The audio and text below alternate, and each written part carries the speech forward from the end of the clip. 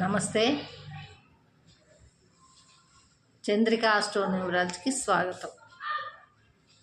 మనము ఏ సంఖ్య జాతకులు ఏ వృక్షాన్ని పెంచాలి అని తెలుసుకునే క్రమంలో అమ్మాయిలైనా అబ్బాయిలైనా ఇంటిలో కానీ పెరటిలో కానీ ఏ వృక్షాన్ని పెంచాలి, ఏ వృక్షాన్ని పూజించాలి అనే విషయాన్ని ఇప్పుడు తెలుసుకున్నాం.